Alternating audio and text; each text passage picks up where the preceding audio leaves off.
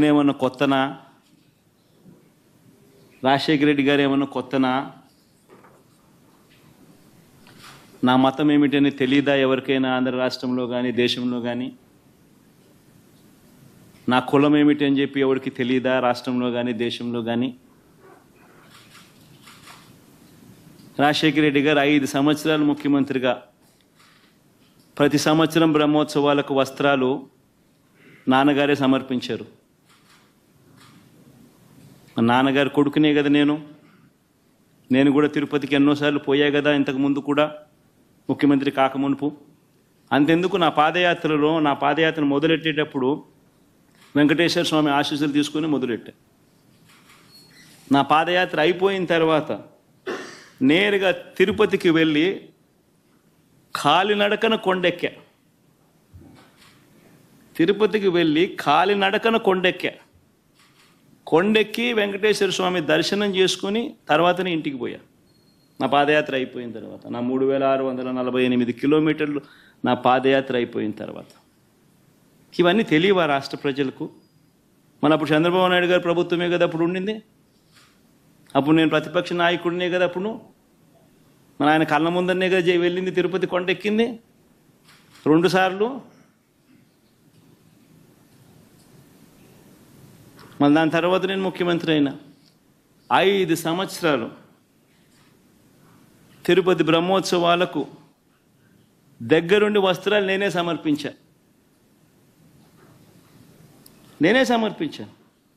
వస్త్రాలను నెత్తిన పెట్టుకుని మోసుకుంటూ వెళ్ళి వెంకటేశ్వర స్వామి మీద భక్తి శ్రద్ధలు చూపిస్తూ వెంకటేశ్వర స్వామికి బట్టలు సమర్పించడం జరిగింది.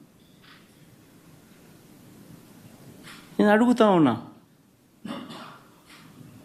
ఫస్ట్ టైం ఎవడన్నా పోతా ఉన్నప్పుడు నువ్వేదో ఇట్లా మాటలు మాట్లాడినా అర్థం ఉంది. 10 సార్లు 11 సార్లు పోయిన తర్వాత ఈరోజు నేను తిరుమల తిరుపతి దేవస్థానానికి నేను పోతానంటే నేను అడ్డుకుంటూ ఈ మాదిరిగా నువ్వు నోటీసులు ఇస్తూ ఈ మాదిరిగా తిరుమల తిరుపతి దేవస్థానానికి నేను పోకూడదు అని చెప్పి ఈ మాదిరిగా నోటీసులు ఇస్తూ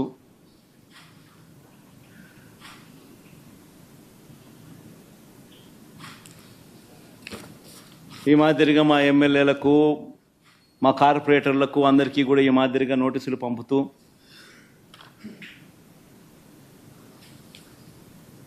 నేను అడుగుతా ఉన్నా, ఒక రాష్ట్ర ముఖ్యమంత్రి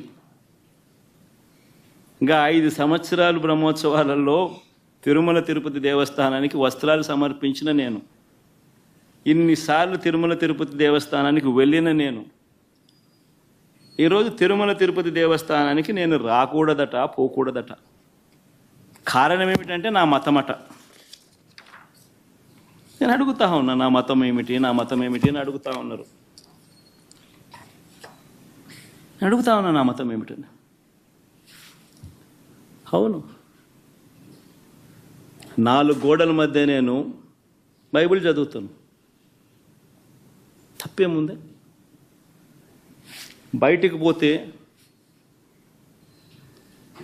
హిందూ సాంప్రదాయాలను నేను అనుసరిస్తాను, గౌరవిస్తాను.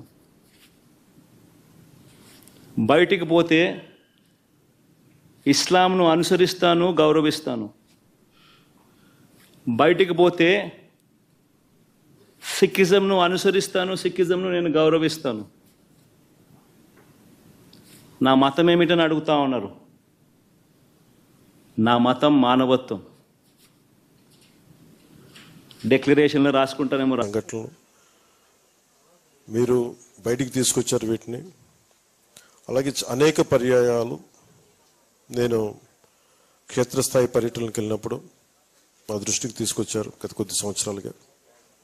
అంతకుముందు విన్నాను కానీ ప్రాక్టికల్గా చూసినప్పుడు కొత్త ప్రభుత్వం శ్రీ నారా చంద్రబాబు నాయుడు గారి ఆధ్వర్యంలో ఉన్న ఎన్డీఏ ప్రభుత్వం అధికారంలోకి రాగానే నేను డిప్యూటీ సీఎంగా అటవీ పర్యావరణ శాఖ చేపట్టగానే నాకు మొట్టమొదటిగా చేయదలుచుకుంది పంట పొలాలని విధ్వంసం చేస్తున్న ఈ ఏనుగు సమస్యను ఎలా తీర్చాలని మన పిసిసిఎఫ్ ఆంధ్రప్రదేశ్ వారిని అడిగాను, చిరంజీవి చౌదరి గారిని అడిగాను.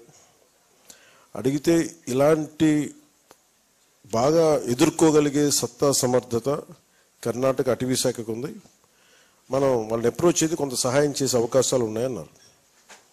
వెంటనే మన చిరంజీవి చౌదరి గారు ఆయన కాంటెంపరీస్ ఆయన సమకాలికుల్లో ఉన్న మన అటవీ శాఖలో కర్ణాటక అటవీ శాఖ వెళ్తే వారు వెంటనే స్పందించి గౌరవ అటవీ పర్యావరణ శాఖ మంత్రి శ్రీ ఈశ్వర్ ఖండ్రే గారి దృష్టికి తీసుకెళ్ళగానే వెంటనే చాలా పెద్ద మనసుతోటి చాలా సాదరంగా ఆహ్వానించి వారిని సంపూర్ణ రమ్మని చెప్పండి, మనం ఏం చేయగలగాలో చేద్దామని చెప్తే వెంటనే నేను 48 గంటలు నాకు అపాయింట్మెంట్ ఇచ్చారు. జస్ట్ లెస్ దాన్ 48 hours మొత్తం సిద్ధం చేశారు.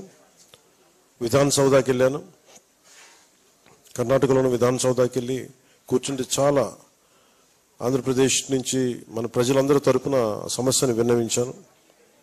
దానికి ముందే కర్ణాటక గౌరవ ముఖ్యమంత్రి శ్రీ సిద్ధరామయ్య గారి దగ్గరికి కలిశాను. వారికి కూడా తెలియజేసి వారు ఒకటే చెప్పారు, సంపూర్ణమైన మద్దతు ఉంటుంది మీకు అని చెప్పారు. అలాగే ఈశ్వర్ ఖండ్రే గారి దృష్టికి తీసుకెళ్తే ఆ రోజున చాలా పెద్ద ఎత్తున స్వాగతం పలికి చాలా ప్రేమగా ఆప్యాయంగా సమస్యలన్నీ విని సాదరంగా ఆహ్వానించి చెప్పారు ఈ సమస్యలు ఉన్నాయంటే వెంటనే ఆయన పెద్ద ఆలోచన కూడా అలా చేయలేదు. మీరు ఇంత దూరం వచ్చారు, మేము మీకోసం చేస్తాం. సో దాంట్లో భాగంగా నేను ప్రతిపాదించింది కానీ మన అటవీ శాఖ ఆంధ్రప్రదేశ్ అటవీ శాఖ అధికారులు ఉన్నతాధికారులు ప్రతిపాదించింది ఇట్లా ఎలా చేద్దాం దీన్ని అంటే ఈశ్వర్ ఖండ్రే గారు ఆయనే ముందస్తుగా తెలియజేసింది ఏంటంటే ఒక ఎంఓయూ చేసుకుందాం. ఇప్పుడు దాకా దేశంలో ఇరు రాష్ట్రాల మధ్య అటవీ శాఖకు సంబంధించి ఇలాంటి ఎంఓయూలు ఎప్పుడు జరగలేదు. అది ఈశ్వర్ ఖండ్రే గారు చెప్పారు, ఇప్పుడు దాకా ఎప్పుడు జరగలేదని. పొరుగు రాష్ట్రాల మధ్య ఇంటర్ డిపెండెన్స్ ఉండాలి, పరస్పర సహకారం ఉండాలి, దీన్ని ఖచ్చితంగా ముందుకు తీసుకెళ్దామని చెప్పి ఆ రోజున సమస్యలన్నీ మేము వారి దృష్టికి తీసుకెళ్ళినప్పుడు ముఖ్యంగా 6 అంశాల మీద చాలా కీలకమైన నిర్ణయాలు తీసుకున్నాం. ఒకటి, ఈ ఏనుగులు